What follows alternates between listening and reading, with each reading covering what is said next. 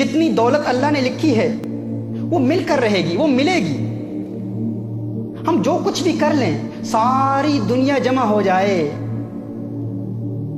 ہماری کل دولت سے وہ جو اللہ نے لکھی ہے اس میں سے ایک پینی، ایک پاؤنڈ، ایک یورو، ایک درہم، ایک دینار، ایک روپیہ بھی نہیں نکال سکتے۔ جو لکھا ہے مل کر رہے گا۔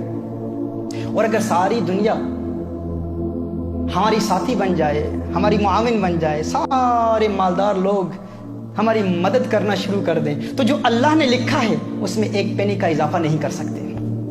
یہ قانون ہے۔ اگر مسلمان ہیں تو اس پر ہمارا عقیدہ ہونا چاہیے کہ جو کچھ اللہ نے لکھا ہے وہ مل کر رہے گا۔ اگر آپ آج غریب ہیں تو مت سمجھیے کہ آپ اس لیے غریب ہیں کیونکہ آپ زندگی میں کوئی ایسا بڑا کام نہیں کر پائے، اپنا اہل تھے اس لیے غریب ہیں۔ نہ، آپ غریب ہیں کیونکہ جتنا آپ کے لیے اللہ نے لکھا ہے وہی ملنا تھا۔ اگر کوئی ملٹی ملینئر ہے اور سمجھتا ہے کہ میں اپنی فہم اور فراست، ادراک اور شعور اور اپنے مناسب فیصلوں کی بنیاد پر میں ملینئر بن چکا ہوں، نہ، تو ملینئر ہے۔ اگر تو مالدار ہے تو اس لیے نہیں ہے کیونکہ تو اپنی محنت کی وجہ سے مالدار بنا ہے، تو مالدار ہے تو اس لیے ہے کیونکہ جو کچھ اللہ نے لکھا ہے وہ تجھے ملنا تھا۔ یہ اسلام کا قانون ہے، یہ اسلام کا اصول ہے۔ اگر مسلمان ہے تو اس کو تسلیم کرنا ہوگا۔ ذہن میں ایک سوال آتا ہے کہ ٹھیک ہے، اگر ایسی بات ہے تو پھر ہم کام کیوں کرتے ہیں؟ ہم محنت کیوں کرتے ہیں؟ گھر بیٹھے رہیں، کچھ نہ کریں تو پھر بھی مل جائے گا۔ تو آپ کو بتاؤں، یہی اسلام کا قانون ہے، یہی ضابطہ ہے۔ اگر آپ گھر میں بیٹھے رہیں، کچھ بھی نہ کریں، جو لکھا ہے وہ مل کر رہے گا۔ تو پھر ہم کام کیوں کرتے ہیں؟ کیونکہ کام کرنا رسالت مآب صلی اللہ علیہ وسلم کی سنت ہے۔ وہ جو اللہ نے لکھا ہے وہ تو ملے گا، لیکن محنت کے ذریعے اس کے حصول کے لیے حلال روزگار کمانے کے لیے کوشش کرنا، یہ کوشش میرے آقا کی سنت ہے، یہ عبادت ہے، اس پر ثواب ملتا ہے۔ ہم اس لیے کام نہیں کرتے کیونکہ جو اللہ نے لکھا ہے اس پر اضافہ ہوگا، نہ، یہ قانون نہیں ہے۔ ہم کام کیوں کرتے ہیں؟ کیونکہ کام کرنا سنت ہے، یہ عبادت ہے۔ حلال روزگار کی تلاش عبادت ہے۔ اب اس کا دار و مدار ہم پر ہے کہ ہم اسے کیسے تلاش کرتے ہیں۔ حلال ذریعوں سے تلاش کرتے ہیں یا حرام کے ذریعے تلاش کرتے ہیں؟ وہ تو ملے گا، الٹیمیٹلی وہ ملے گا جو اللہ نے لکھا ہے ہمارے لیے۔ تو جو ملے گا اس کے لیے پھر ہم گناہ کیوں کریں؟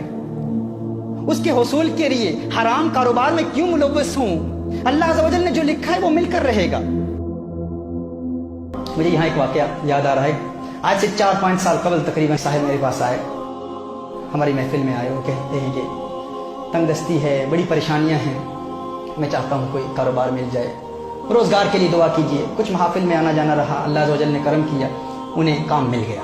میں نے ان سے میں نے پوچھا، میں نے سوال کیا کہ کیسا ہے روزگار، کیسے چل رہا ہے؟ تو انہوں نے کہا اللہ کے کرم سے، الحمدللہ، محافل کی برکت سے کام مل گیا ہے اور اچھا کام چل رہا ہے، الحمدللہ، محفلوں میں آتا ہوں، اس کی برکت سے سب کچھ ہو رہا ہے۔ میں نے ان سے کہا کہ بتائیں تو عبادات کا سلسلہ کیسے ہے؟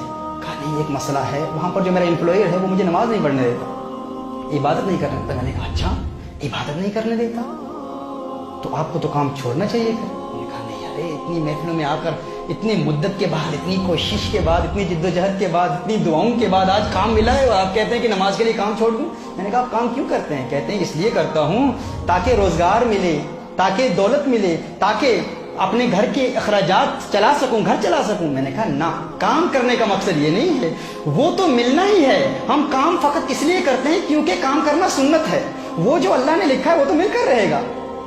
اور قانون کیا ہے؟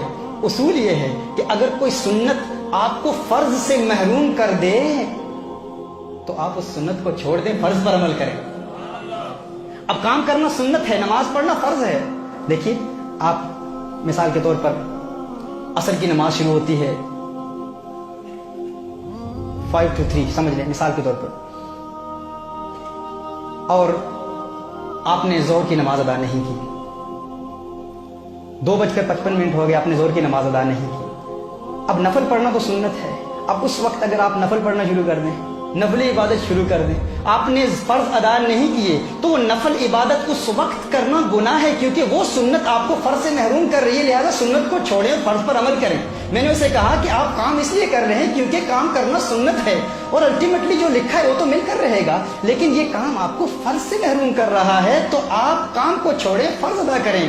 اس اللہ کے بندے نے اس پر عمل کیا दुआ कीजिए अल्लाह अज़्ज़ व जल मुझे भी उसका यकीन दे दे जितना यकीन अल्लाह अज़्ज़ व जल ने उसे दिया था। उसने इस पर अमल किया।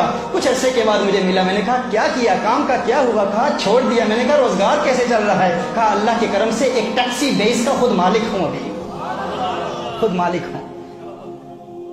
ये यकीन ये हमारे अंदर अगर पैदा होगा कि अल्लाह ने जो लिखा है मिलकर रहेगा, तो फिर कोई गम नहीं, परेशानी है ही नहीं। बड़े से बड़ा नुकसान हो जाए परवाह नहीं भाई, क्यों परेशान हो रहे हो? जो अल्लाह ने लिखा है वो मिलकर रहेगा।